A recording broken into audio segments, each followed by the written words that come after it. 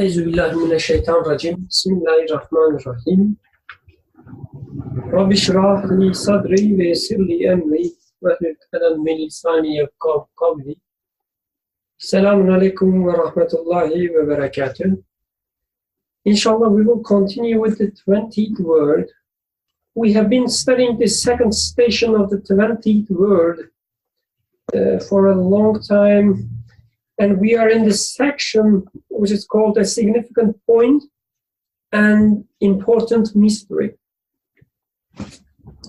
And inshallah, we will continue with the paragraph which says, also, for example, the all-wise Quran, the supreme miracle of Muhammad, peace and blessings be upon him.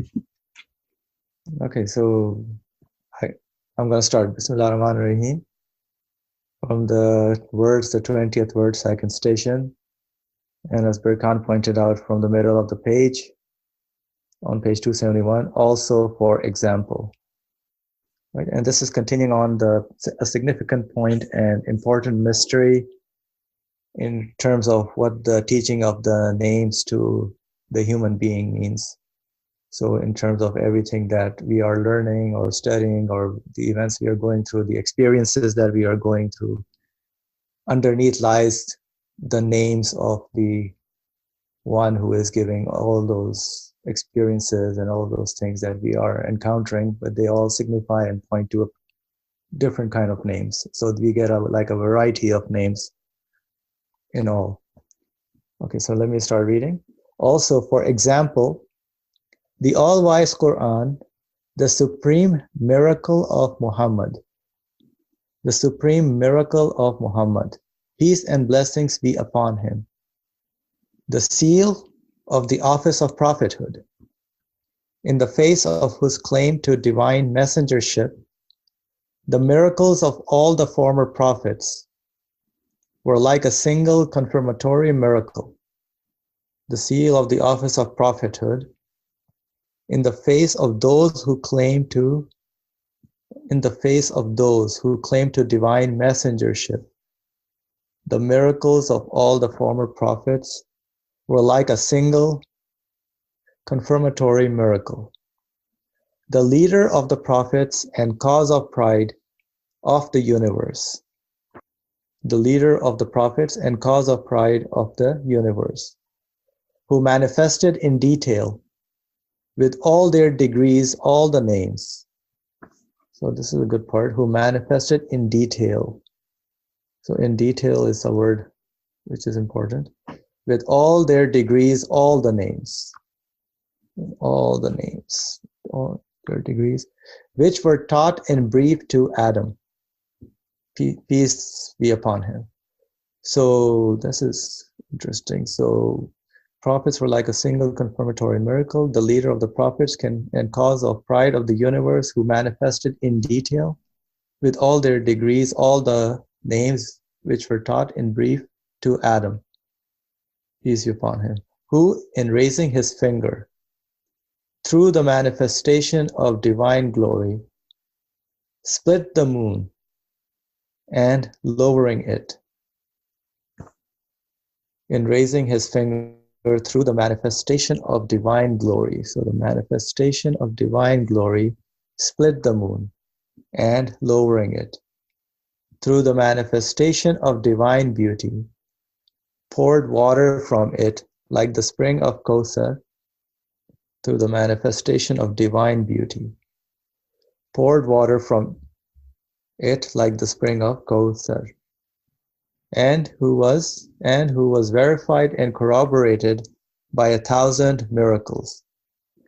Through numerous clear verses like, say, if all mankind and the jinn were to gather together to produce the like of this Quran, they could not produce the like thereof, even if they backed up each other with help and support. This is Quran chapter 17, verse 88. Say, if all mankind and the jinn were to gather together to produce the like of this Quran, they could not produce the like thereof, even if they backed up each other with help and support. So this verse, which describes the purity of the Quran's exposition, the eloquence of the Quran's expression, the comprehensiveness of its meanings, and the elevatedness and sweetness of its styles concerning truth and reality, which are the most brilliant of the all-wise Quran's aspects of miraculousness. Elevated and sweetness of its styles concerning truth and reality, which are the most brilliant of the all-wise Quran's aspects of miraculousness. Through verses like these, it directs the gazes of men and jinn to the clearest and most brilliant aspects of this pre-eternal miracle. It directs the gazes of men and jinn to the clearest and most brilliant aspects of this pre-eternal miracle. It provokes all men and jinn. So this message provokes all men and jinn, arousing the eagerness of its friends and obstinacy of its enemies. So arousing the eagerness of the Quran's or the message's friends and obstinacy of the verses of the Quran's enemies. It urges them with intense encouragement to imitate and copy it. So these verses urges them with intense encouragement to imitate and copy it, to resemble it with their words.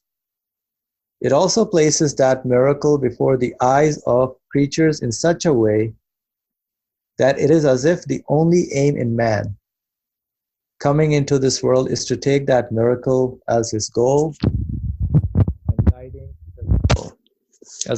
and guiding principle, and studying it to understand the purpose of his creation and to proceed towards it. Let me read the last sentence. It also places that miracle before the eyes of creatures in such a way that it is as if the only aim in man coming into this world,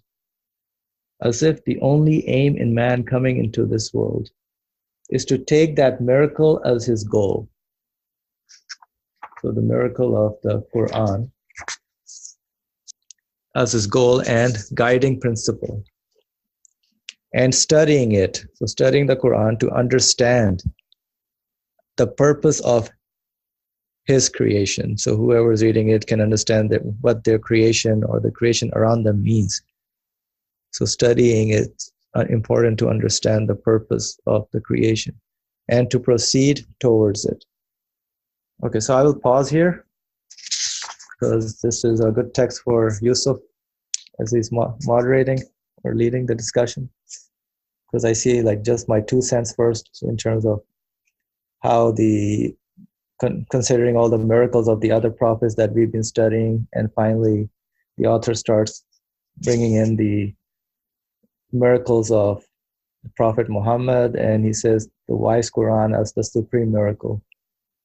And although there have been other miracles, but like the splitting of the moon and the water flowing through his hands, like the spring of Kausar. So those are also related as the manifestation of divine glory and divine beauty. So a name underlies all those acts or those events. But the Quran is stated to be the supreme miracle. May I ask a question? So at the very beginning, he says, when he was describing Prophet Muhammad, peace and blessings be upon him, he says all other miracles, the previous miracles that we study, all together is a kind of a proof or confirmatory miracle altogether of his messengership. This is what he says, right, in the first sentence. The miracles of all the former prophets were like a single confirmatory miracle. So what we understand from that? Because if we take the miracles at their first value, like we studied how to soften the iron, we studied how to teleport things. or I don't know, have to take water out of the earth. So have they become a confirmatory miracle of messengership of Prophet Muhammad sallallahu alaihi wasallam? Suhail is raising his hand. Go ahead, Suhail. Well, actually, I was going to, that was one of my first thoughts, was what the question regarding what Bir Khan is asking is that, what does it mean, as he said, to be a single confirmatory miracle, or like a single confirmatory miracle? All the miracles of all the former prophets.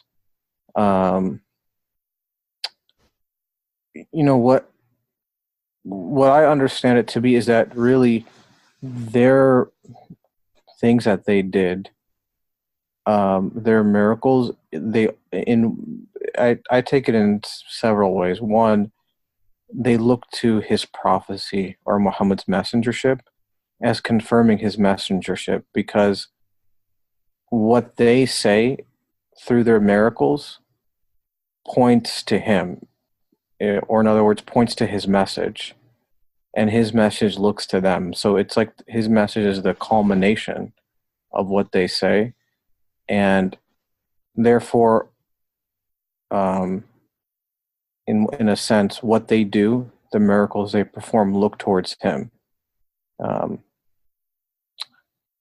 It's like if I'm,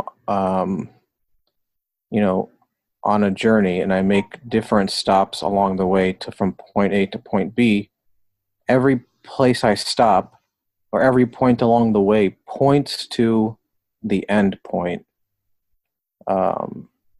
It shows that that's what's inevitable. The seal, as Nursi calls it, is inevitable. And the same way their miracles confirm his messengership, because what he's saying, Muhammad's saying, is the exact same thing of what they say regarding the matters of belief. And in a sense, the Quran, or the supreme miracle that Muhammad brings, in a sense, is like the culmination of all of those, because it explains them, or what they mean. That's really which I guess we'll talk about a little later, the true purpose of these miracles. I mean, it's what they indicate, they mean. And the Quran is like an index of all these things that are happening in the world. It's interesting because he brings up Adam, and in a sense, it's like the end looks to the beginning, and the beginning looks to the end. So at the end of it all, you have the Quran. If you think about, you just like linearly, all these prophets in a sort of, in a time scale. And at the end of it, you have the Quran, which is like the culmination. It sort of indexes all of these things that have ever happened miracle-wise, and it explains what they mean for me, like what they indicate. And it uses the beginning as the foundation, because it refers to the name. So it's as if at the beginning you have a foundation being set. Adam is being taught the names. So meaning, what do things mean? What do they point to? And then through the prophets, you have a sort of like exposition of those names in manifest form. So you can see power manifest in a miracle. And then at the end of it, the Quran is like indexing all of those things for you to comprehend, to understand. So just as the beginning man is taught, just like in my life, I'm taught something, I learned something, and then I see it in a sort of manifest world, in the manifest world, and at the end, I sort of reflect upon it. And that's kind of how, I guess, my own personal life is as well. Is that the beginning looks to the end. And in the same way, the Quran looks to Adam, or the beginning, and Adam looks towards the Quran, and every messenger in between looks to the supreme miracle, because they're all sort of, their message is going to be indexed in the Quran. And that's kind of like my life too, I think, in the same way. Because when I go through life, I may learn something, and I may do it. I may learn how to, let's say, cook, and I cook, but then at the end of it, I can, reflect on what it means. And the Quran is sort of that index, that summary for me. But that's kind of how I took it. I don't know if anybody else thinks of it in the same way, but and Awesome, I guess, was asking me, point to whom I'm meaning to the creator of the whole universe, his names. So what do they mean? They point to his qualities. Awesome, making a comment pointing to him being whom, the prophet or the creator. Pointing to, I guess Suhail said pointing to him. Okay. And Awesome is asking prophet or creator? Yeah, so when Suhail was talking, the miracles of all the former prophets were like a single confirmatory miracle. So that's when I was asking, so all those miracles are pointing to him. So I needed clarification on that. And Suhail, you want to add something to that? Yeah, I would say, yeah, that's what it means to be a single confirmatory miracle, because if they weren't pointing to him, then there's nothing singular about it. So if the miracles all look towards the prophets, they didn't mean anything more than looking to the prophets as being some sort of interesting individual, then they wouldn't all be a single confirmatory miracle. In a sense, the miracles are a representation of divine unity. They all singularly confirm him, and in a sense, they also look to the final prophet, the seal of the prophets, and his supreme miracle. Because the Quran is it indexes what they mean, what the miracles mean. So in the sense, the miracles point to the Quran and therefore the prophet as well. Because the prophet essentially tells you what they mean through the Quran. It summarizes their points, what they're meaning, how they indicate his qualities. So that's kind of how I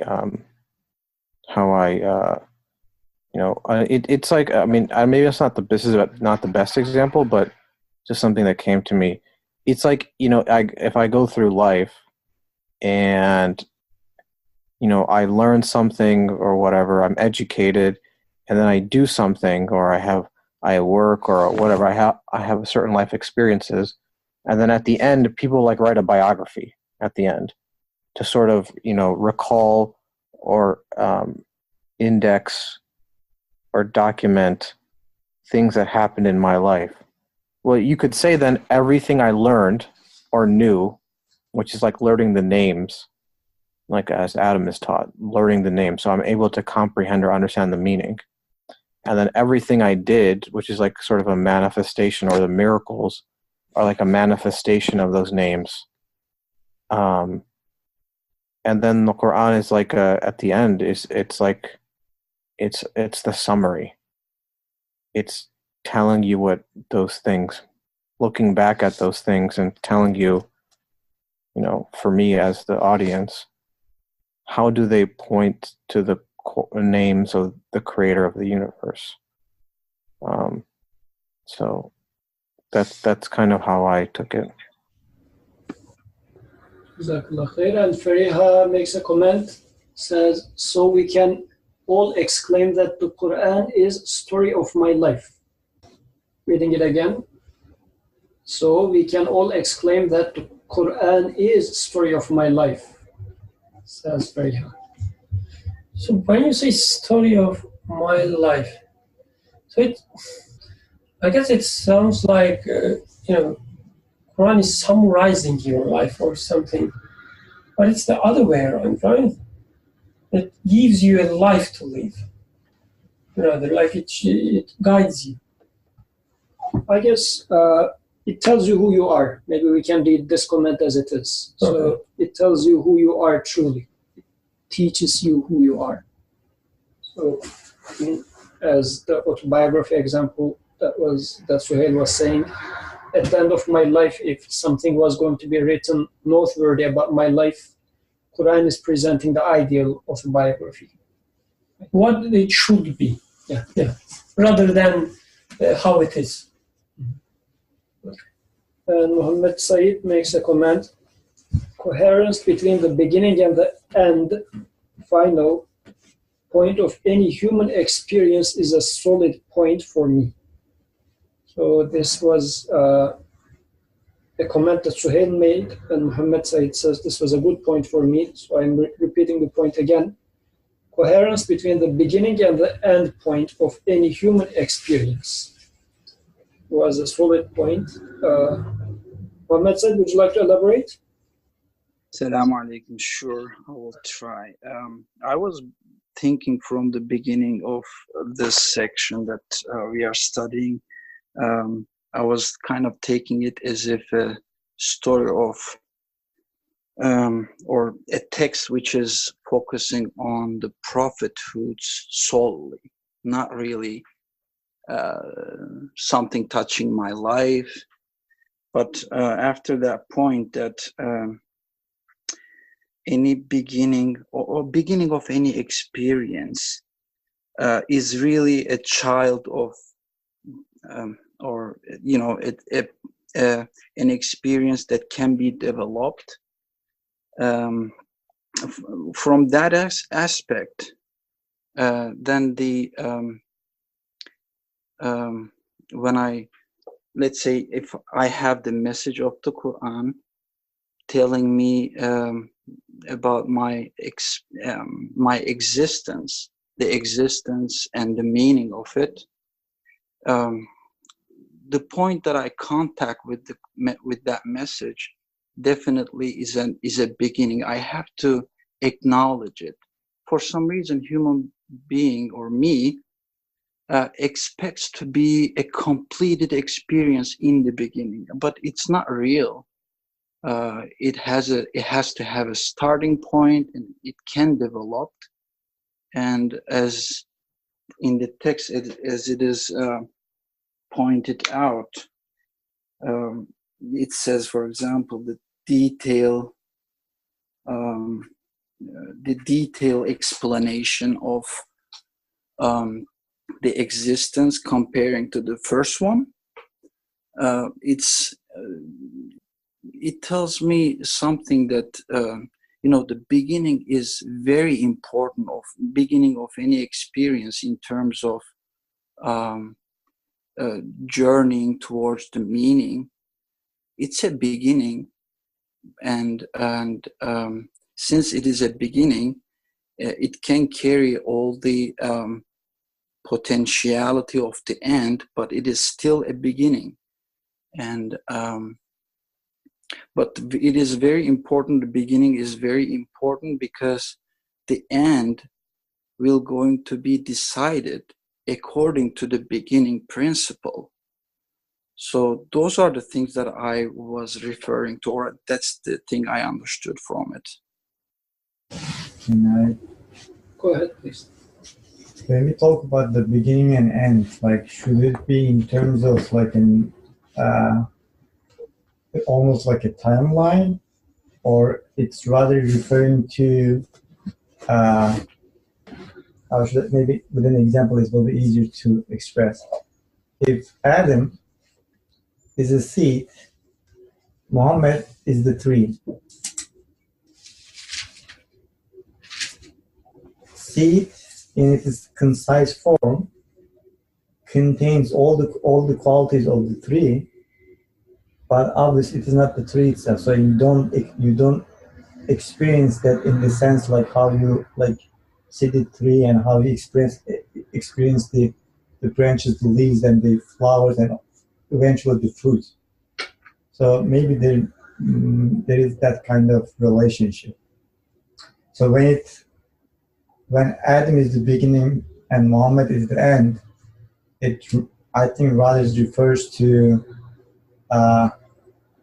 Muhammad being the how should I say this? he is able to, in terms of understanding the message, expressing the message, living the message, he's like the utmost level in comparison to the other prophets. But at the same time, that lineage starts from Adam and goes through like all the prophets, like Moses and Jesus, and finally with Muhammad. Whatever the experiences or the miracles that they have show becomes another proof for the Muhammad's messengership, because they come with the same claim, and Muhammad being the seal, in that sense it is like more comprehensive. So at the same time they are proof for him, but at the same time Muhammad also, or his message also comprehends the miracles of the rest of the prophets. So in its essence, they all came with the same claim and the same message. And that is the point, like that is the I think point that is trying to like being made here, that like starting from the Adam throughout all the prophets and finally with Muhammad, they all came with the same message, and Muhammad's message also Quran is being the miracles of him that comprehends all the rest of the messengers as well. So how about taking this text again, as we have taken all previous messengers? We took them in two different ways. First, when the author was talking about, let's say, Sulaiman flying or teleportation, whatever.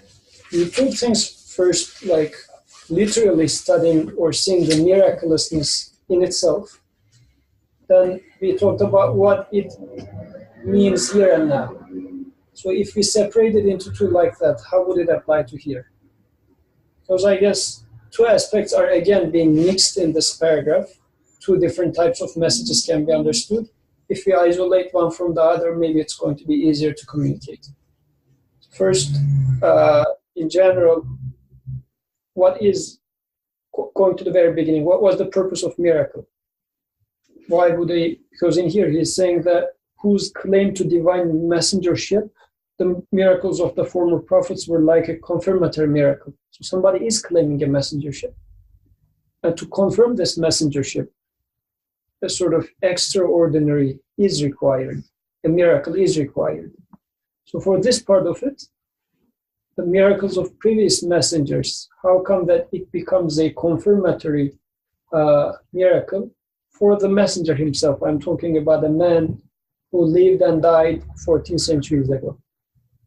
This part, maybe we can talk first, separately.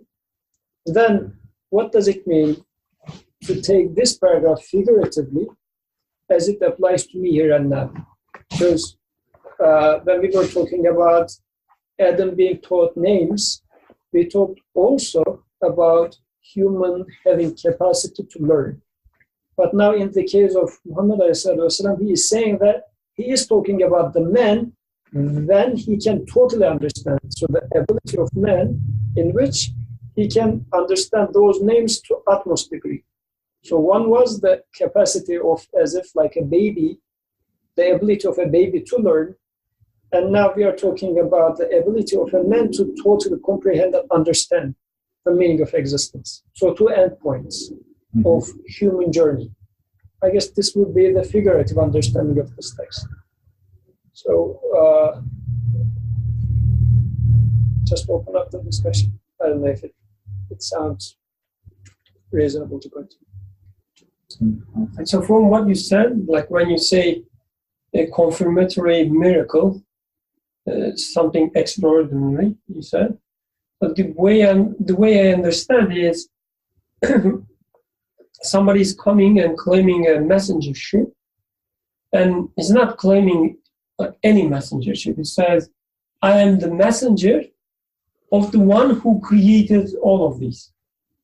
And a miracle in this claim needs to be a kind that would show that in whose hands the ruling of all these things, that the source should be changing things for this messenger, so that we will know that the messenger is really messenger of the one, again, in whose hand the ruling of everything.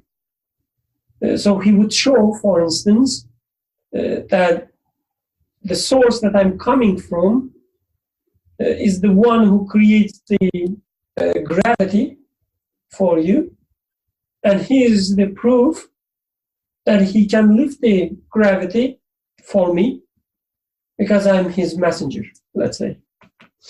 I'm the messenger of the one who put the moon there for you, which is like a night lamp.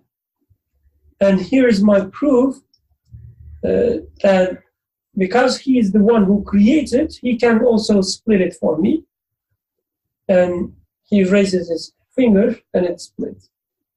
So I guess there's such an aspect, like to show, not to amaze people, but to show that the source he's carrying the message is the one who creates all of things, the one who takes care of everything. And I guess when it's taken in that sense, all the miracles of the prophets, they were first confirming their messengership. Like, here are my miracles, and I'm the messenger, says Adam alayhi salam. And then Sulaiman alayhi salam, and then Dawood alayhi salam, and then Moses, and then Jesus.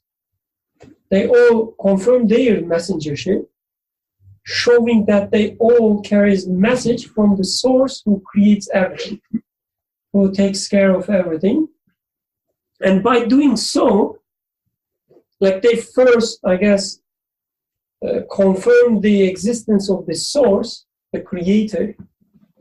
They also confirms that this creator sends messengers, and then he also sends the message, he sends the perfection to men. And by doing so, like as Suhail was saying, by following this perfection, we would know that there must be a messenger. He would manifest all these perfections, the names, as you said, to utmost level. So I guess miracles has such an aspect, like confirming the source, confirming the message, and confirming the messengership in the eyes of people. And I guess going back to the second layer, when you said figuratively, which is also tied to the first part very, I guess, closely. Because again, when we look at these miracles as bounties of perfection, as teachings of perfections, we see that through all these miracles, through all these prophets, mankind has been cultivated. So it starts with, as Yusuf was saying, starts with the learning of a baby, with Adam being told the names, the human being giving the capacity to learn, capacity to see behind things, capacity to reach the creator behind the curtain. And then through all these miracles, the aspect of these, what is behind the things is always put emphasis, like being put emphasis with all these miracles.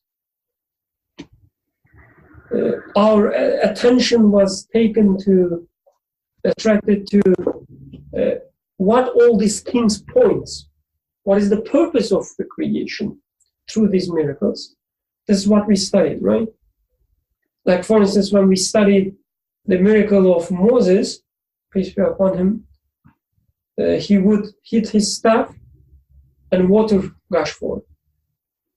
So we saw there the creator was showing his mercy by creating life out of rock, giving us the source of life out of rock, lifeless rock. So the Creator was teaching us that the life, which is very precious, is given by me to you without any, let's say, causal interference. And also, we also studied the same miracle as showing us that using the Moses, peace be upon him, methodology, hitting the staff to everything, we would see the names of Creator. Like rock would become a manifestation of the Creator and the quality of the Creator in front of our eyes. So anyway, through all these miracles, we learn something about our Creator. Mankind being taught something about his Creator, her Creator. And then you would naturally, expect that the perfection should continue. Perfection should, perfect it itself. Just like when you study, let's say, the math at the primary school, at that moment, or your teacher will somehow imply you that there will be more to that. Like there will be a point you will learn the utmost maths if you continue your teaching. So when I remember I was trying to teach some mathematical concepts to my nephew. He was at that time primary school. I was trying to tell him that, these are so important. Like, you will see how to use them when time comes. Like, they won't stay like this. Like, you will learn some stuff. It will be easy for you now. And then next year, you will learn something more on top of them. Next year, you will learn something more on top of them. Like, there will be a journey of you through the perfection. And I guess these miracles or the prophets themselves, and with miracles, the perfection given to us, defines a journey for the mankind. And if there's a journey, as Suhair was saying, we know that that will be a target that we will all reach. So this is what I understand. Suhail, go ahead, please. Yeah, no, it's interesting here what everybody is saying. I wanted to use Osman's example about the seed and the tree in that, and then what Yusuf was saying, that you can take this in two different ways. I guess first way, in terms of with respect to messengership, you can say being taught the names, or being Adam, essentially, or Adam being taught the names, is like potentiality.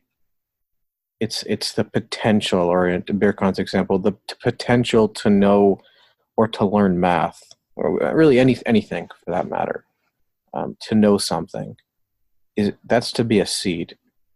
But messengership, or the institution of messengership, in a sense, is the planting of that seed into the ground, and then it's sprouting into a sapling, and then a young tree, and then an adult tree.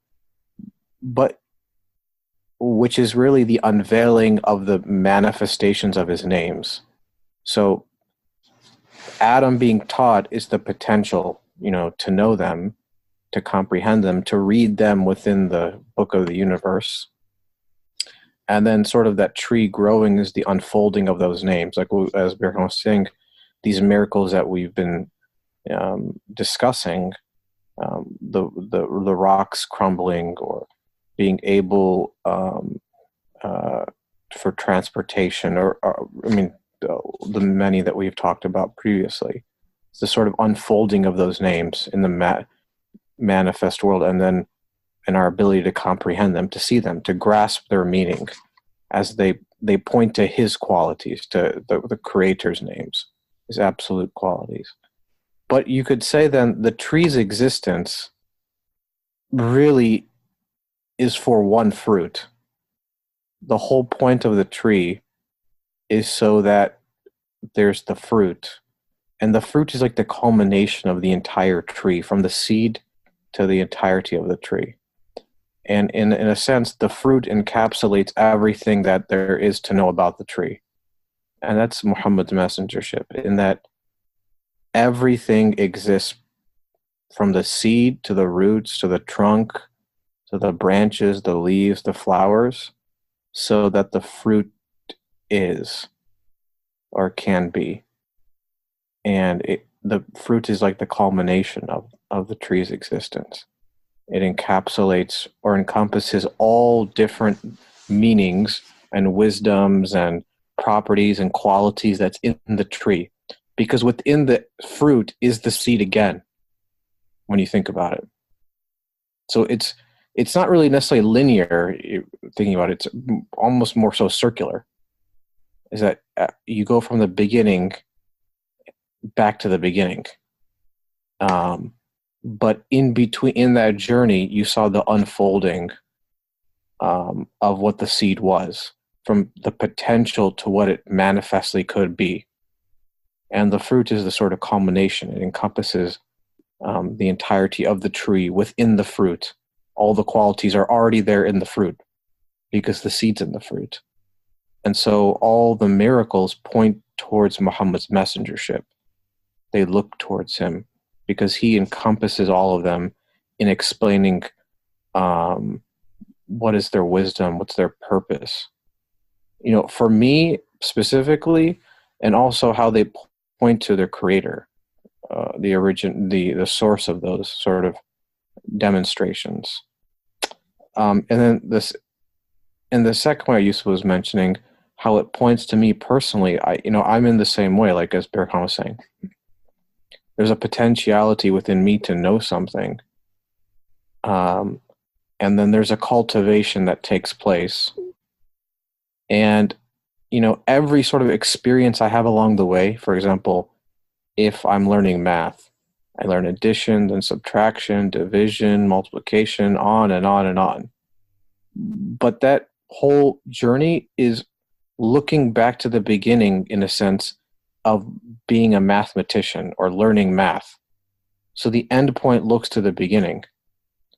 And you can't, there's the potential for me to be, to know, let's say, calculus, but every point along the way points to that end point, which really is, in a sense, looking to the beginning, because the beginning was the unfolding of that potentiality in and of itself. And that's really what man is. So the more I sort of, uncover or become aware of the, numerous ways in which, let's say, the name of, let's say, maybe mercy manifests, the more I approach the end point, or in other words, the more I become more and more aware of my seed-like potentiality. And that's Muhammad's messengership. That's really the trajectory that I try to be on, is to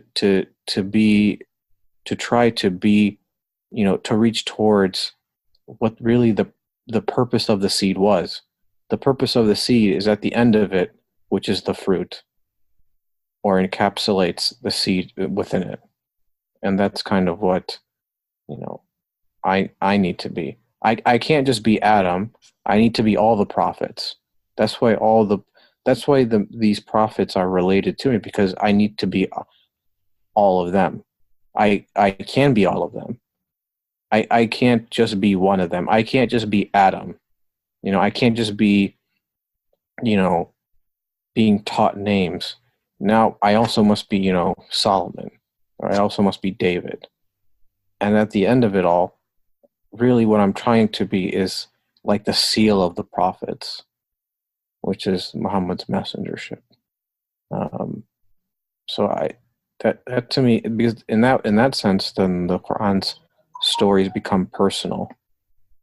They're not just about some prophet, some distant past that's sort of removed from me, but within me it's like my own personal journey from Adam to Muhammad. That's kind of the path I must take as a human being. Jazakallah khair. Any other comments? And just one point as an addition what Suhail said. I guess it's really interesting when we think the ascension of Muhammad sallallahu alaihi wasallam. He was being taught by other prophets on his journey. So he took them as teachers. So that's what Suhail just said at the very end. That reminded me. And also, like, I guess the circularity, or maybe not the things being a spiral kind of thing, like you were giving this example. You circulate the thing, you wouldn't say circulate, but circumambulate. Anyway, you go around the thing, but then with every step you also go up. And you're not just going the same journey again and again. Spiral, yes. So I guess we see this aspect in everywhere in life. Sciences, for instance, develops like this. Like, we do not go linearly in sciences. It's not like, we knew that, and then today we know this, and then tomorrow we will know another thing. It doesn't go like this. It's always like a spiral. You go back to the original theories, you disprove them, you correct them, and then build something on top of them, and then go back to the origins again, and then go back to the origins again, and so on. We see that everywhere. That's another thing. And maybe a final point, if I'm correct. Like, when I look at the text as a whole, from the beginning to here, and also this part as a whole, it's really different. Like, we've been studying the miracles. I'm not just talking about reading the miracles figuratively, trying to give them some meanings which we can use today, which is pretty important already by itself, so amazing. But also the way the author used them, like what is the purpose? When we look at the text here, for instance, almost at the final, he mentions a text, a verse from Quran about the miraculousness of eloquence of Quran. And he's not even mentioning it to prove something about Quran, but to give a purpose, to give a target to mankind. Like he says, through this verse, Quran urges us to research it, to try to find these subtle points in the Quran, to try to find the beauty of the eloquence there. Study it, right? This is what the author says. With this verse, Quran urges men to study itself by challenging him, by challenging her. Like when he says, the creator says in his book, like, you cannot find verses like mine, it's like an open letter to study these verses. The same way, from the beginning, Nursi was studying all these miracles as a purpose, as if these miracles giving us a purpose to live. These were the targets that we should reach. It's not just an extraordinary event taking place at some time, but it gives you a purpose, it gives you a target in your life as well, that you should reach that point.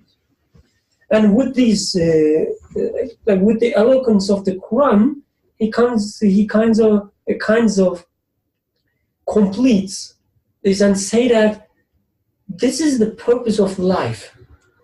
The purpose of the reason you were created is that so that you can study, so that you can learn. In other words, so that you can worship. So it's really interesting, from beginning to the end, the way Nursi studies the topic and the way he concludes the topic, defining a purpose for men. I found it very, let's say, Lovely.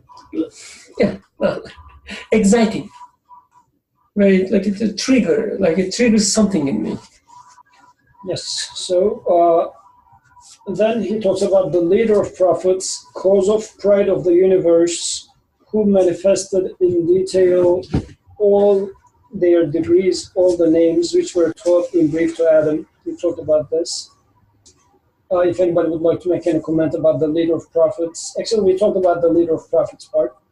I guess briefly we can say that cause of pride of the universe is, in this sense, being, what does it mean that he is pride of universe?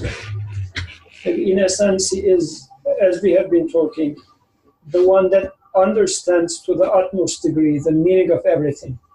So in this sense, if I can imagine, let's say, consciousness for the beings themselves, so things will be proud of the one who understands them best. So I guess we can understand it in this way. The coming part, who in raising his finger through the manifestation of divine glory split the moon, and lowering it through the manifestation of divine beauty poured water from it like the spring of Kawthar. Anybody wants to make any comment about these two while Nursi is talking about that?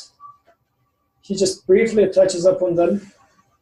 And if no comments, we can continue if there is any comment. Why is he picking these two specific miracles from the life of the messenger before starting to talk about the Quran? I guess that first, taking it in the first way is easy. Again, saying that these are, as you were giving the example of gravity, for example, yeah, these were extra miracles to prove his trustworthiness. But how about their figurative meaning, if anybody has any idea about the figurative meaning of those miracles? He talks about three miracles. Splitting of moon and the pouring of water. Quran is being his the supreme miracle. Yeah, it will come later. Yeah. The question is why he talks No, I about mean, these two miracles before coming to the third miracle. That was the question. Yes, Suhail, go ahead. Well, you know, I'm not sure why he picked these two, and maybe I'm reading into it, but I think it relates to the fact that it relates to his raising of the finger. So in a sense, it's like, you know, like in prayer, when you're making tashahhud, when you're like raising your finger, it's like it's acknowledging absoluteness of the creator of the universe, his oneness, his absoluteness, divine oneness and divine unity. And pointing the finger to the heavens, the most powerful example of that in Muhammad's life is the splitting of the moon. That's a manifestation of glory. And it's like there's the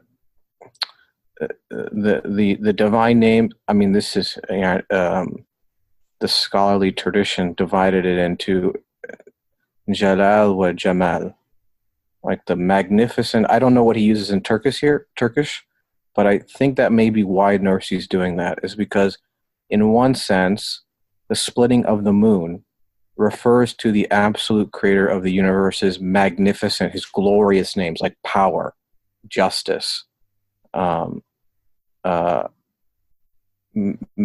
majesty, things like this that are more in a way general. They point to, they're not as personal like for the human being. There's something more like explicit that we witness manifest, like power. I can see power within me, but it's not as obvious as if I see it like in the construction of the cosmos. And his pointing of the finger is to divine glory. It points to the manifestation of divine glory, or the manifestation of the names that refer to his, that are glorious, or the names that are Jalal. and then lowering it, or in a sense, now looking towards earth or to man, how he, in a sense, is now demonstrating his beautiful names by pouring water from the spring of Kauthar. So from his finger gushes forth water. That's like mercy and compassion. That's sort of directed towards the earth, and in a sense, even more specifically, directed towards man. And not even that, more specifically, it manifests upon the fingertip of one individual. That's a sort of a demonstration of his beautiful names, because now you can see them, personally. They're happening from, they really affect even being from within. Names like that would be like, mercy, compassion, beauty, I guess. Those are the names I can think of right now. But that's why I think he is using these two examples to distinguish between the two sort of how the scholars just categorize the names of the creator of the universe, and using the finger as pointing to, or just as a metaphor for his, oneness, divine oneness and divine unity. And then I guess the spring of Kauthar, or the water being from the spring of Kauthar, is like talking about how it issues from an eternal source, an absolute, eternally besought source, because that's the spring of Kauthar is like a eternally never-ending running river. Any other comments? Awesome, go ahead. Yeah, thank you. Even the comment about the manifestation in detail, as what referred to as what the Prophet, peace be upon him, is teaching. In the first category, as like all of you were discussing, and the one that can relate, second being the one that relates to us, that we can also do that. So so it says like in the names were taught in brief to Adam, peace be upon him, whereas the way the Prophet and his message is bringing those things into like more, is highlighting them further, is elaborating on them, expanding them, just to make it more, real and visible for us.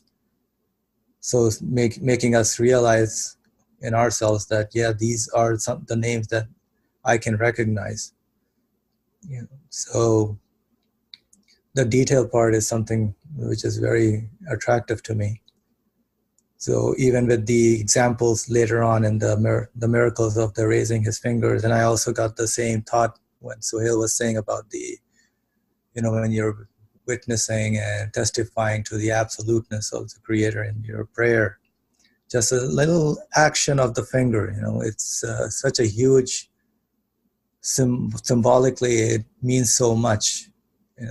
Think of it as just raising of a finger, and that to that magnitude is what the details are in terms of how that awareness is realized about what this manifestation of divine glory, or as Suhail mentioned, some of the names of mercy, compassion, beauty, wisdom, justice, all those that are around us, just to the huge manifestation of those visible and experiential and really out there, that we are as human beings can go and expound them further and really expand them for our understanding.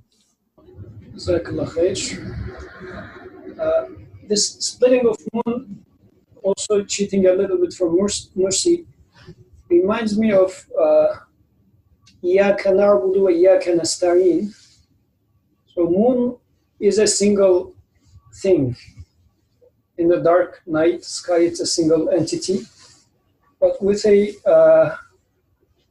pointing to it with finger, so the messenger splitting it into two and merging it back as a single entity later on. This reminds me of, because there's also a hadith where Rasulullah says to Aisha, likening himself and moon, some sort of establishing a relationship in there. This reminds me of man has two aspects. In Iyaka na'budu wa Iyaka nasta'in, we do worship to you, and from you we seek help.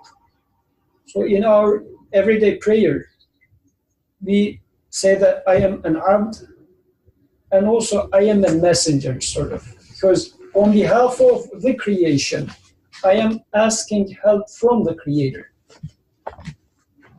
So when I say Iyaka na'budu, we do worship. So I am also declaring me as a worshipper.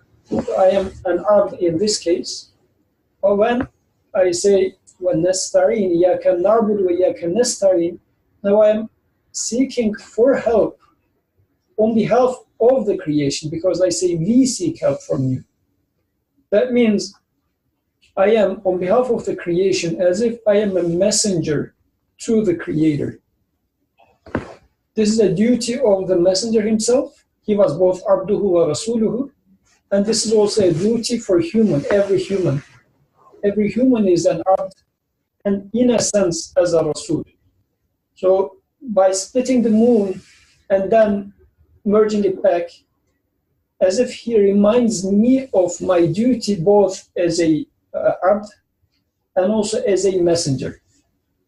In what we have been studying so far, in this context, instead of messenger, he used khalifa. Human is a khalifa, or a vicegerent. So this duty of human is also part of humanity. By splitting and merging it, as if metaphorically pointing to this, might be a meaning, because elsewhere Nursi is pointing to it, I guess it must have been in the 19th letter. He says by splitting the moon, he uses like an eloquent language in there, but as if his two wings of him, one is his abdness, the other one is his messengerhood, signifying the split as he has two wings, two aspects. Likewise, if I take it here and now for myself, splitting of the moon can mean the same for me as well. I am an abd, and at the same time I am a vicegerent on behalf of the creation to the Creator. This is why in the prayer I say, we worship to you. Not I worship, but we worship. And I don't have anything to add in terms of Kawthar part of it. So I continue, if there's no more comments. And who was verified and corroborated by 1,000 miracles. Through numerous clear verses like, say, if all mankind and the jinn were together to produce the like of this Quran, they could not produce the like thereof, even if they backed up each other with help and support, which describes the purity of its exposition, the eloquence of its expression, the comprehensiveness of its meanings, and the elevatedness and sweetness of its styles concerning truth and reality, which are the most brilliant of the all-wise Quran's aspects of miraculousness. So the last part of the verse, even if they backed up each other with help and support, it's so it's so warm that he says, come together, do not study by yourself. Come together, help each other, support each other. This also reminds me of science will explain everything one day. We are working together. They couldn't explain it today, but one day science will prove that God doesn't exist, they say. And as if this verse is saying that, come together. So as if saying that whatever in this, so as a truth, as describing the truth behind this existence, here is the book. So even if all of you were together, you will not be able to get close to what I am explaining you in here. So it's also as if inviting us to compare the two. Like, okay, this is what Wahy is, the revelation is saying about the truth of existence. Compare it to, and this is coming from an illiterate person. Now compare and contrast it to what the whole civilization gathered together so far. Put two of them together and see how close they are in terms of explaining the meaning of existence. So when we study this verse, we usually put the emphasis on the alternatives. Like all these, as you were saying, like the civilization, philosophy, science, whatever. But Nursi here puts the emphasis on the Quran itself, as if he's saying that the call here is not to study other things to prove that they are mistaken or incomplete, but the real purpose here is that come together and study Quran. This is what you should do. Try to see its beauty. At least, like as far as I understand. Through verses like these, go ahead, Suhail.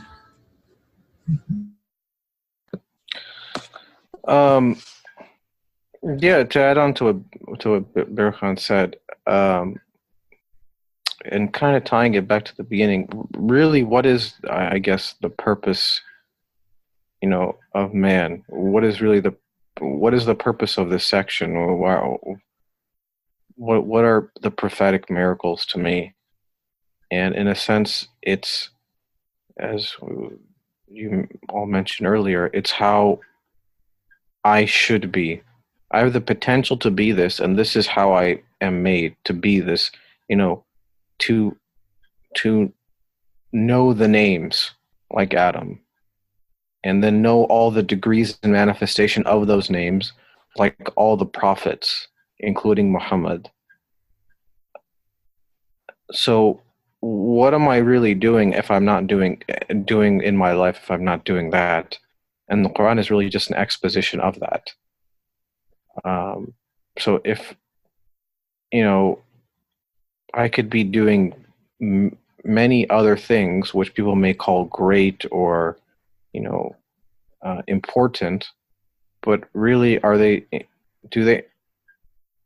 made important if I'm really looking at them through the lens of what quality they manifest of the Creator?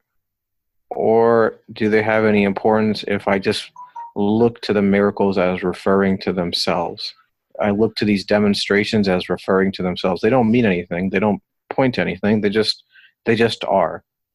And that's kind of, as Berkhan was saying, that's really the point. The Quran is, I wouldn't even just say to read the Quran. It's what is the point of the Quran? It's a sort of exposition of, and an explanation of the manifestation of his qualities in the universe and what they mean for me.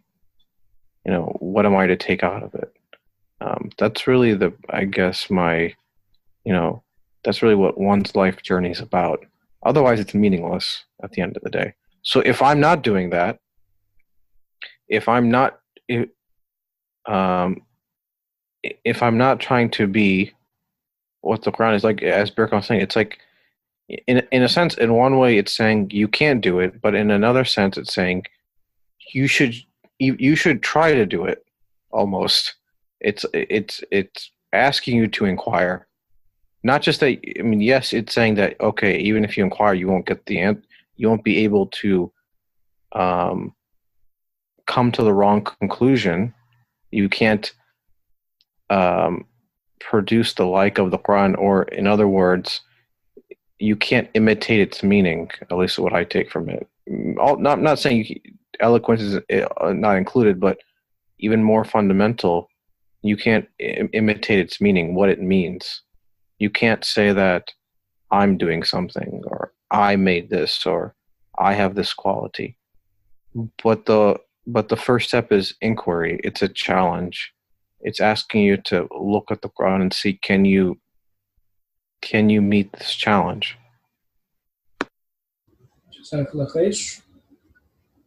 Do you mind if I read a sentence from here about this challenge? Arousing the eagerness of its friends and obstinacy of its enemies. it urges them with intense encouragement to imitate and copy it, to resemble it with their words. So it almost gives us a path, a recipe, what to do, right? But the part that I most like is also we see in the style of the verse. It's not like, in the verses, the creator is not just saying, oh, Quran is so good, try to imitate it. There is almost a challenge there. And the author says, arousing the eagerness of its friends and obstinacy of its enemies. So our Lord, He's not just trying to gain respect of the friends, but He's not also leaving the enemies alone as well. He's not just saying, okay, they don't understand. He uses a style or the wording anyway, which will also reach to enemies as well. Not as a maybe eagerness, maybe as an obstinacy, but it will reach them as well somehow.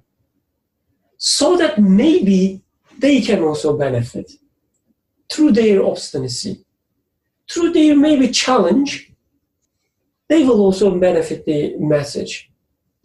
So, yeah, that was all. Yes. Other comments? So I'll just reread the paragraph. So through verses like these, it directs the gazes of men and jinn to the clearest and most brilliant aspects of this pre-eternal miracle. It provokes all men and jinn, arousing the eagerness of its friends and obstinacy of its enemies. It urges them with intense encouragement to imitate and copy it, to resemble it with their words. It also places that miracle before the eyes of creatures in such a way that it is as if the only aim in man coming into this world is to take that miracle as his goal and guiding principle, and studying it to understand the purpose of his creation and to proceed towards it.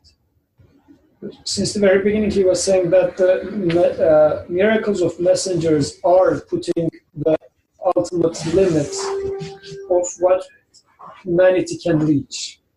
He was giving the example of light, iron, or teleportation, whatever. He gave all those examples, and now the last messenger's miracle, most important miracle being a speech, now he's saying that try to reach this way of expounding on purpose and meaning of existence. This is the ultimate goal you should try to reach. This should be your style. In your research, in your living, in your talking with your friends, this should be your style. Like put the emphasis on the meaning, the purpose. Try to look at existence, creation from that lens. This should be your perspective. This should be the way you speak. This should be the way you think.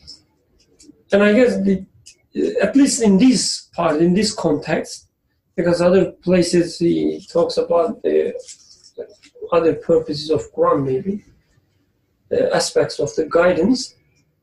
But he says, like the point of this miracle is give you an aim, is give you a guidance so that you can understand your purpose of life.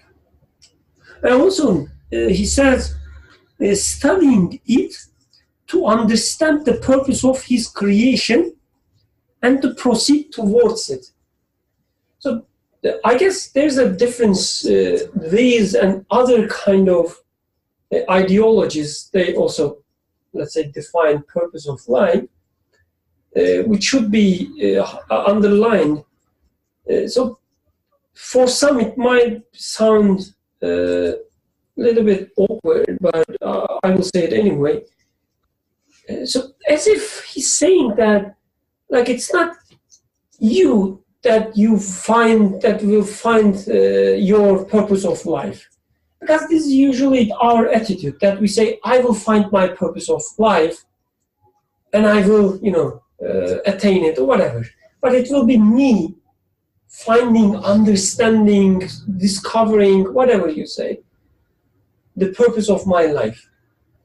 But here, this is my personal reading of the text of Nursi. But Nursi says it's Quran's duty and goal or whatever capacity to teach you your purpose of your life, to teach you the purpose of your life. It won't be you who discover your purpose of your life. No, you will study Quran, you will follow his guidance, and then you will understand your purpose of life. Let's say it made a comment. I have never looked at the enemies as they are created for the purpose of making the message clear. Good. Alhamdulillah. Okay, if there is no comment, we will continue with the in brief section. Any comments? 3 seconds. Okay, let's continue with the next paragraph. Abdurrahman, could you please read it for us? Otherwise, you're going to sleep. In brief? Yes. So in short? Or just whenever? Yeah, let's keep reading. Okay. In brief, the miracles of the other prophets, peace be upon them, all indicate a wonder of human art or craft, and Adam's, peace be upon him, miracle indicates in concise form, besides the basis of those crafts, the index of the sciences and branches of knowledge, and of the wonders and perfections, and urges man towards them. As for the Quran of miraculous exposition, the supreme miracle of Muhammad, peace be upon him, since it shows in detail the reality of the teaching of the names, it points clearly to the true goal of the sciences and branches of knowledge, which are truth and reality, as well as the perfections, attainments, and happiness of this world and the next. With truly powerful encouragement, it urges man towards them.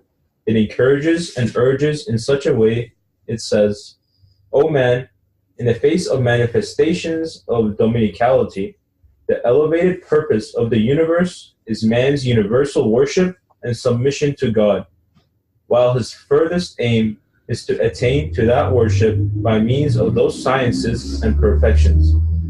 In stating this, it hints, at the end of time, mankind will spill into science and learning. It will obtain all its strength from science. Power and rule will pass to the hand of science. Also, since the Quran of miraculous exposition repeatedly puts forward its eloquence and beauty of expression, by allusion it says, at the end of time, eloquence and beauty of expression, the most brilliant of the sciences and branches of knowledge, will be most sought after in all their varieties. Even in order to make one another accept their ideas and carry out their word, men will find their most effective weapon in eloquent expression, and their most irresistible force in fine oratory. It's an interesting prophecy, right? In Nursi made, which already coming true. Yeah, we have people like Trump. Amazing eloquence. Let's stick to the reality part. No, these are being recorded. I said he is eloquent. And I'm sure there is already an algorithm that like looks for the buzzwords and Trump name like being mentioned in the same sentence. And we keep mentioning his name. Just to make it clear. I think the moderator should be responsible for it. So I guess I should interfere. Any comments? Any relevant comments, please? Yes, Suhail, go ahead, please.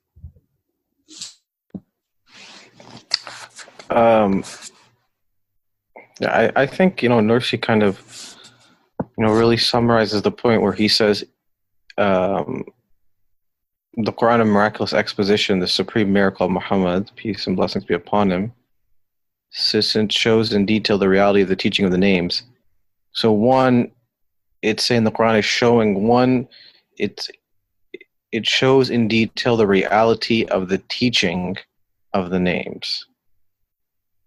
Secondly, it points clearly to the true goal of the sciences and branches of knowledge, which are truth and reality. So that really, as Birkan was saying, what is it that you're really doing?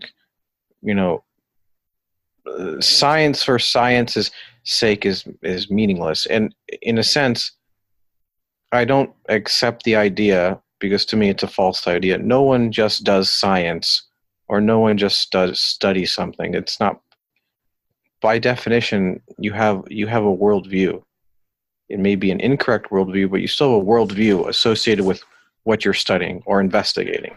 So anybody who says, I just do science, doesn't know what they're talking about. There's no such thing. You have an implicit worldview about how you see what you're discovering or investigating means. Whereas the Quran is showing you that it demonstrates a name, and the Quran is telling you who that name points to. What is the reality of that name? And in that sense, investigation, analysis, inquiry into the world, which is really what science is, or you can, whatever word you want to call it, branches of knowledge, doesn't matter. They're the means to attain to truth and reality, the perfections, attainment, and happiness of this world and the next. And with truly powerful encouragement, it urges man towards them. So, in a way, I think it's almost as if Nursi is saying that the path to universal worship and submission to God is by investigating the world. Otherwise, how can you perform a universal worship and submission to God unless you are aware of what are, the ways in which his names manifest or his qualities manifest? How can you worship them or submit to his dominicality? Unless you see in the number of ways that his dominion manifests. And while his furthest aim is to attain to that worship by means of those sciences and perfections. I can't know power unless I see a manifestation of power, his act of power, or power within the act of creation. And the sciences sort of give me the means to see the innumerable ways that his power manifests in the act of creation. And my submission or worship to him is handing over that power to him alone. Saying it all belongs to him. And as Birkan was saying, at the end of time, mankind will spill into science and learning. Because if you think about it, it's essentially like, not only does man as an individual, like me personally, do I take a sort of journey from Adam to Muhammad, but in the same way, man as a sort of collective personality over the passage of time or trajectory of time, he too takes the same journey in one sense. So, each sort of era or period is a further uncovering of the names, most obvious or manifest by the messengers. So that's the trajectory man takes. And it's not, to me, a coincidence that the supreme miracle pertains to speech or knowledge. The speech is sort of an encapsulation or an encompassment of knowledge. And that's really what defines man, is that he can know things. He can comprehend them. He can understand them. He can do something with it, which really distinguishes him from any other creature in the universe, is that he can comprehend all the names and all the degrees in which they manifest. That's true knowledge. And that's really the pinnacle of man. And that, to me, is why the Quran is the supreme miracle. Because it addresses man based on what his purpose is. that is, to know, and then to do something with what he knows. Any other comments? No comments. Dr. Rahman, could you please conclude our discussion, or at least this part of the text, following paragraphs? Okay. In short, most of the Quran's verses are keys to a treasury of perfections and guides to a store of knowledge. If you wish, you may reach up to the skies of the Quran and the stars of its verses by making the previous 20 words a stairway of 20 steps. Footnote, indeed, the 33 words, 33 letters, 31 flashes, and 13 rays form a stairway of 120 steps. Through them, you will see what a brilliant sun is the Quran. See how it sprinkles a pure light over the divine truths and the truths of the contingent realm. See what a brilliant effulgence it spreads. Conclusion, since together with alluding to the wonders of present-day human progress, all the verses about the prophets are also in a style which as though infers and traces their limits in the future.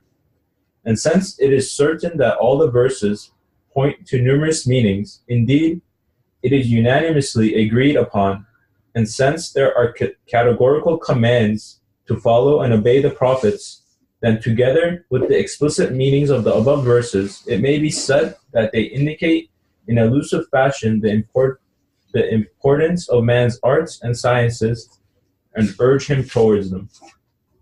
I think this was a nice summary. If there's any comments, let's hear them. If not, we can start reading from the next. Not now, right? And since you are the moderator, we can, if you want. We have 21 minutes, right? Or we are over time. No, We started 7:30. what is it? Oh, yeah, okay. I'm confused. Sorry. Still we have 21 Sorry. minutes. That's what happens when you interfere with the power. Yes. Okay. So I would say let's go to next page. Since I am moderator and I am in favor of going fast forward, you should make me moderator next time. Okay. So, Abdurrahman, could you read us the question? Where's the question? The whole. Yeah, start reading after question mark, stop. Okay. The second question mark, basically. Okay, 2 important answers to 2 important questions. The first, if you say the Quran was revealed for man, so why does it not describe the wonders of civilization explicitly? For they have the greatest importance in his eyes, his being civilization. Why does it suffice with secret signs, concealed illusions, slight indications, and slender reminders? Is the question clear? Makes sense? As an engineer, I would like the Quran to talk more about engineering. Is that what the question is? So, considering the content of this text that we have been studying so far, so we talked about the wonders of this civilization, that Quran is alluding to them, but just hinting to them. Why hinting? Why not explicitly talking about them? Like, which wonders does it hint at? So you talked about flying, for example. All Like the the technological flying. advances, scientific progress. So in every miracle, we have been taking it in 2 ways, right? The first one was taking it sort of literal. Yeah. And the second one was figurative. But for the literal part of it, it was, let's say, pointing to flying as miracle of a prophet. But it was not explicitly saying that you can actually fly like birds. Go and try to make airplanes. It didn't say it like that, or instead saying that one day you're going to make airplanes. Author extracted this meaning of man can fly from the miracle of a messenger who can fly. Why this making it this indirect way of telling or hinting, but not explicitly saying? Maybe when we put it also another way, like especially today, we are used to hear all these sayings about the wonders of the civilizations. We say the humans come through a long journey, we achieved a lot, we are exploring the space, we building all these buildings, we even studying subatomic the realms and so on, like as if there's no boundary to our achievements. There's a lot of glorification of the humankind, a lot of glorification of the wonders of civilization. Like we hear it everywhere. Open any documentary on science, you will hear them. And they're put in a way that, to say that a human by himself, by herself, or by itself, humankind is able to achieve all these wonders. So we don't need any guidance, we don't need any prophets in our lives. So there's such a school of thought put emphasis on these wonders, and we can take maybe this question as like, isn't it true that we achieved all this? Why Quran, which is sent to men, not mentioning them?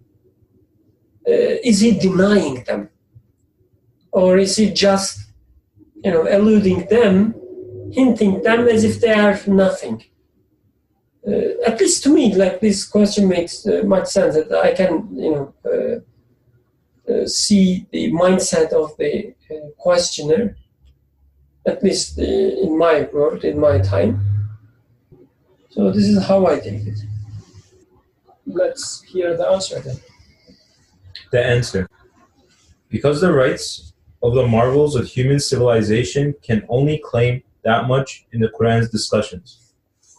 For the Quran's basic duty is to teach about the perfections and acts in the sphere of dominicality, and the duties and circumstances in the sphere of worship. So the rights of human wonders in those two spheres diminish to being only a weak sign and slight indication.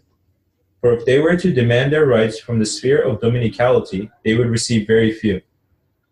For example, if man's aeroplane, footnote, while writing the serious matter, involuntarily my pen adopted the subtle, though witty style, so I left my pen free.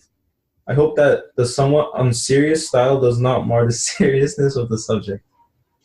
What does that mean? It will come. Okay. For example, if man's airplane was to say to the Quran, give me the right to speak and the place in your verses, the planets, earth, and moon, which are the aeroplanes of the sphere of dominicality, would reply in the name of the Quran. You take a place in relation to your size. And if man's submarines were to ask for a place from the Quran's verses, the submarines of that sphere, that is, the earth and the stars which swim in the vast ocean of the atmosphere and the ether, would say, your place beside us is so small as to be negligible.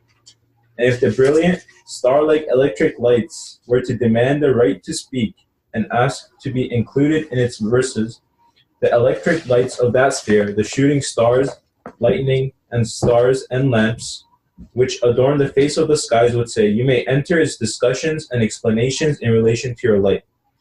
If the wonders of civilization were to demand their rights with a view to fineness of art and seek a place from its verses, then a single fly would bid them to be silent, saying, your rights are not equal to even one of my wings.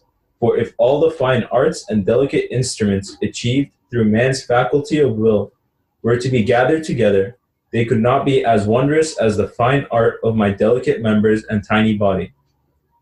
Continue. Yes. The verse, those on whom you call besides God cannot create even a fly, if they all met together for the purpose. Quran 22:73. The verse bids you to fall silent.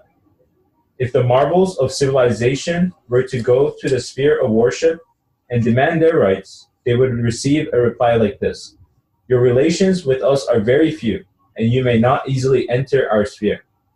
For our program is this: the world is a guest house, and as for man, he remains there only a short time. He is a guest with many duties, and in a brief lifetime is charged with preparing all the necessities for eternal life. The most important and essential matters will be offered to you. But most of you see this fleeting world through a veil of heedlessness, as an eternal abode, colored and shaped by worldly feelings. So your share of worship, the basis of which is love of the truth and thinking of the hereafter, is very small. I like to repeat that. So your share of worship, the basis of which is love of the truth and thinking of the hereafter, is very small. However, if there are among you respected craftsmen and artists and inspired inventors who, purely for the benefit of God's servants, serve the general interest and public well-being and betterment of social life, which is a valuable worship, these signs and indications of the Quran are surely sufficient for those sensitive people, who of course form a minority, in order to encourage their efforts and appreciate their art. Thank you. You know, it's interesting because I must have read this before, but it's always good to reread things because I never, maybe it's just forgetting, but I didn't realize Nursi had this passage in the words. But it's interesting because I've never really thought about this verse in this way. You know, or in other words, in relation to the question, because you know, honestly, I hear that question all the time, and truthfully, that question also comes to my thoughts as well. Why certain things but not other things? And if you think about it, there is nothing more. It's the question of whether free will, let's say, human free will, is equivalent to the absolute will or God's will.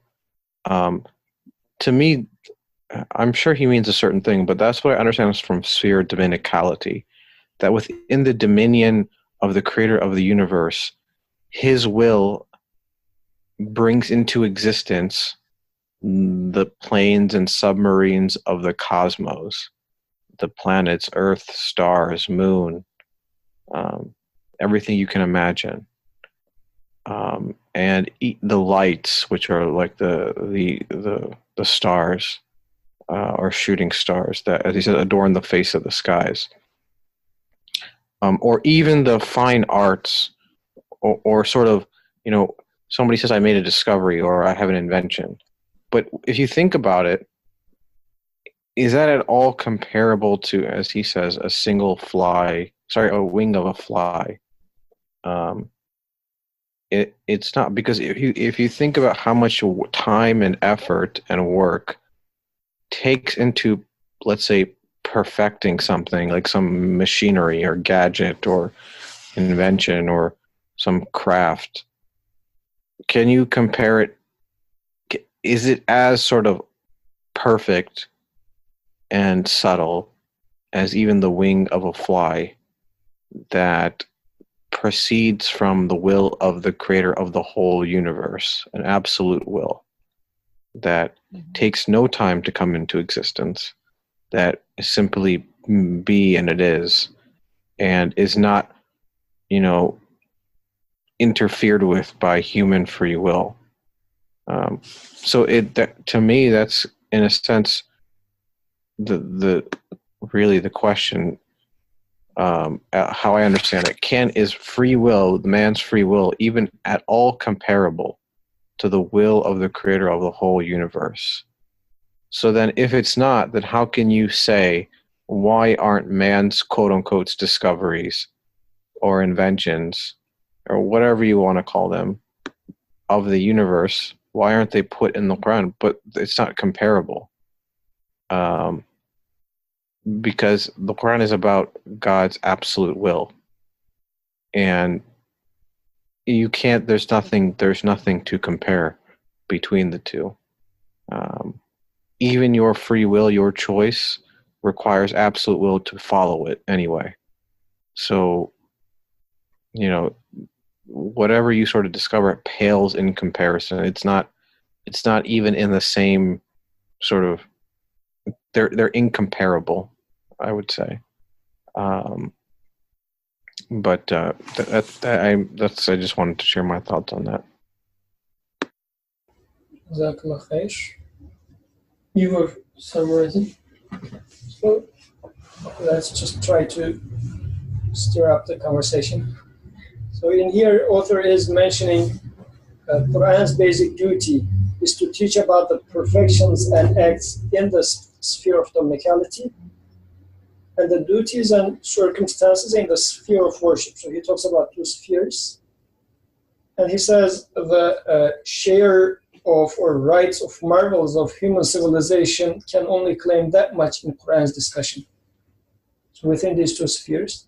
And for the first one, I'm just summarizing what I understood briefly.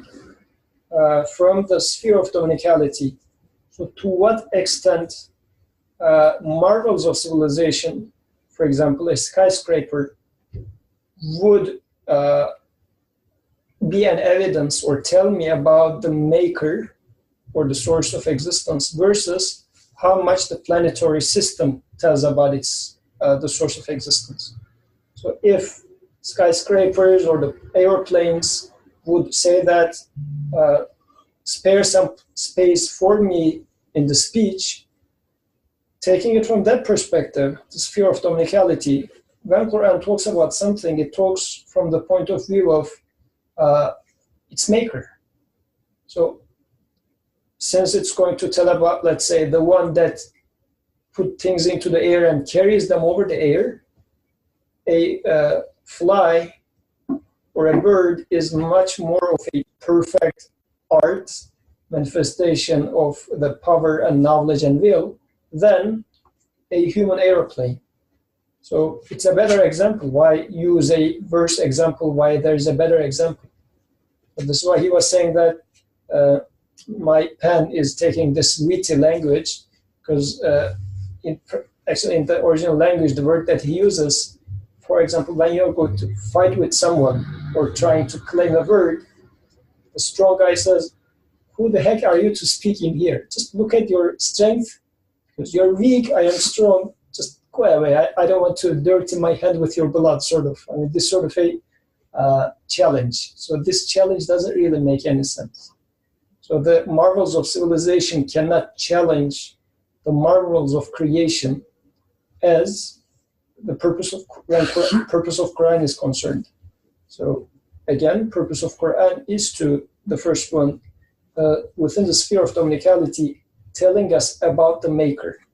So if a bird tells me much more than an aeroplane about the maker of universe, creator of universe. And he gave a lot of examples like that. Said electricity, look at the suns. So as a light source, if I say that, wow, look at the marvel of science, this electricity, now that we are in the middle of night enlightening our room, how about within the darkness of space, those lamps of suns all over the sky, they tell much more about the enlightening or the nur, the light of existence as the creator. Is it the purpose of the Quran versus the purpose of science, or is it the purpose of the creation versus the purpose of the marvels of science or humankind? I think there is a difference, because a skyscraper is not out of his creation too. Whatever a planet, or let's say a flying planet versus a flying airplane, in terms of science and what they indicate to in the sphere of dominicality, there shouldn't be any difference between the two. Because they are both God's creation still. But how science deals with the subject versus how Quran deals with the subject, the purpose, since the purpose is completely different, like Quran is not going to talk about the airplane in the details that science talks about it, because the direction that they are going is like completely opposite. Well, even if you take it as coming from the same source, like maker of the aeroplane is creator, maker of the moon is also creator, that's true. So they are same, but still, like from our perspective, there's a difference between the two in terms of the elegance, in terms of the way they manifest the power. So, for instance, our beloved Yusuf is a creative and talented frame maker. For those who doesn't know, he makes really beautiful frames.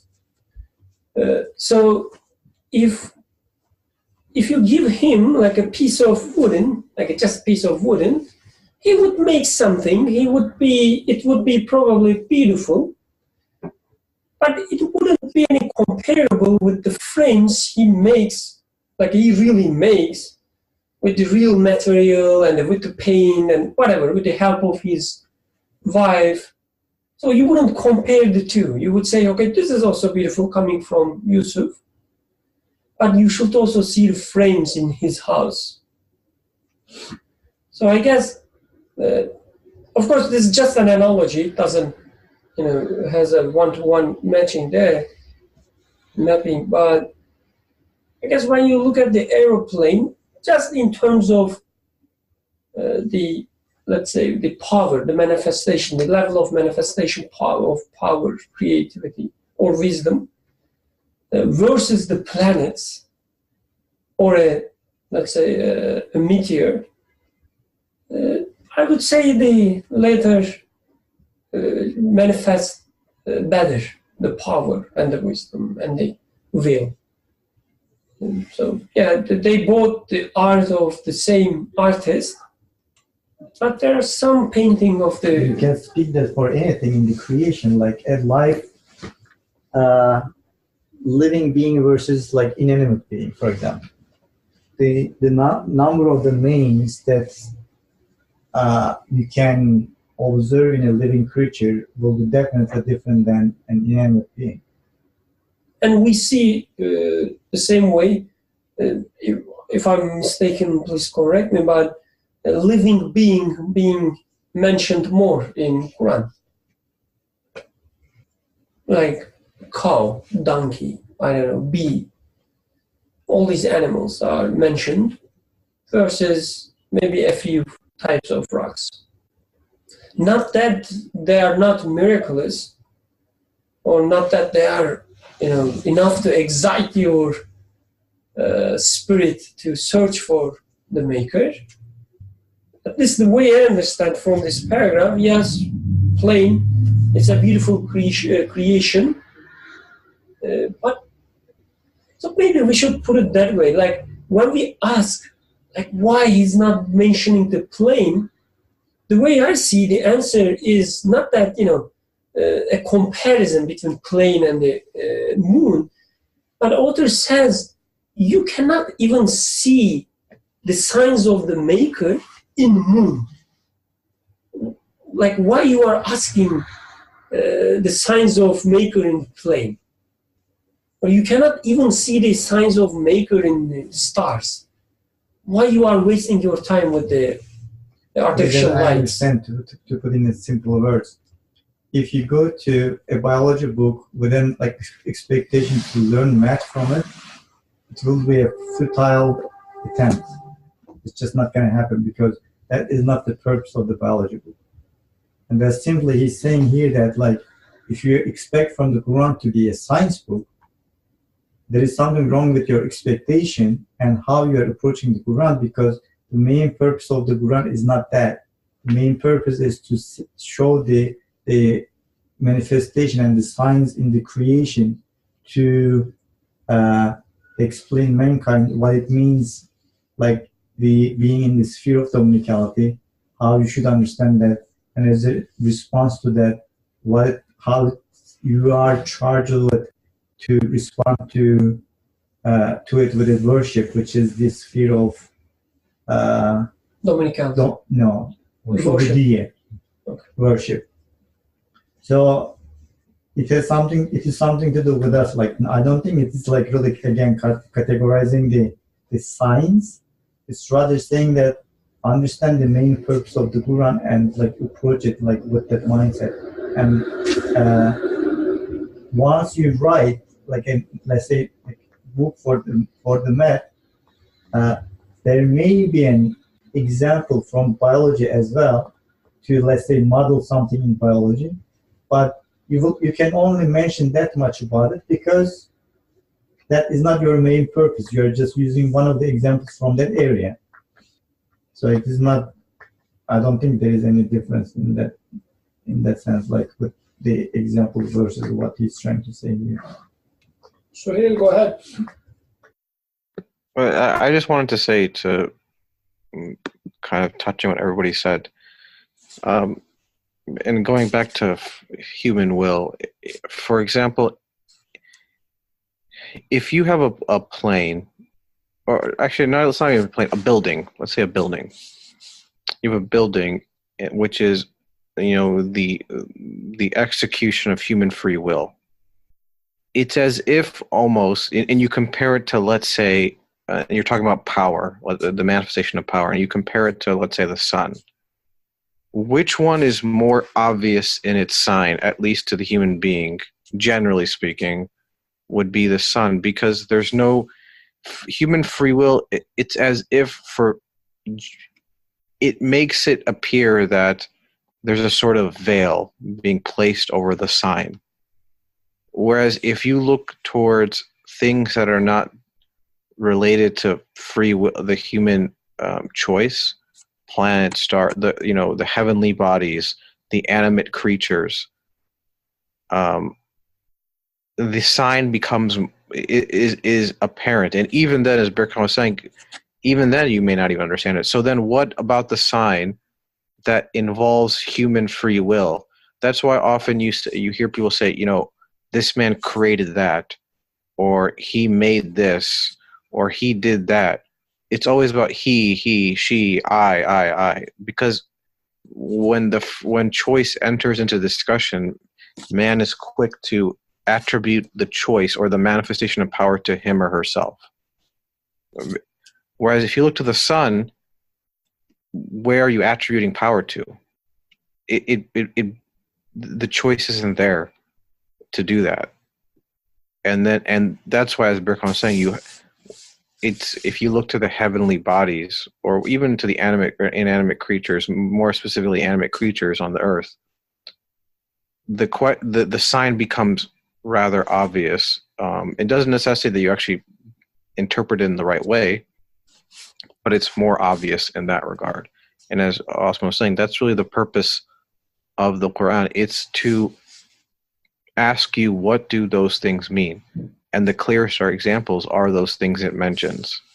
As you were saying, it's not a book of science. That's why it only elusively references these, other sort of demonstrations, because the point isn't to talk about them. It's to talk about what they mean, what they indicate. And the last thing I'll say is it's comparable to the example. If you look at, let's say, the history of architecture, if you look at modern architecture compared to prior architecture, let's say 500 years ago, you could say architecture was trying to model itself after the universe, after the will of the creator. They're trying to sort of really take from their surroundings and model their architecture, their buildings, in accordance with the will of the creator, how he manifests his qualities. So in the structure, they try to, by using their free will, try to demonstrate his qualities in their historical architecture. Whereas today, it's not about perfection of human free will. it's about free will for free will's sake. I'm going to make something for humanity's sake to demonstrate the power of humanity, the knowledge of humanity, the progress of humanity. So maybe baking an airplane today has nothing to do with demonstrating the will of the creator from the civilization perspective. So what point is there really to use that as, because the example doesn't become clear, because people aren't interested in the will of the creator of the universe. سبحانك لا علم لنا إلا ما علمتنا إنك أنت العليم الحكيم. آخر دعوانا الحمد لله رب العالمين. الفاتحة.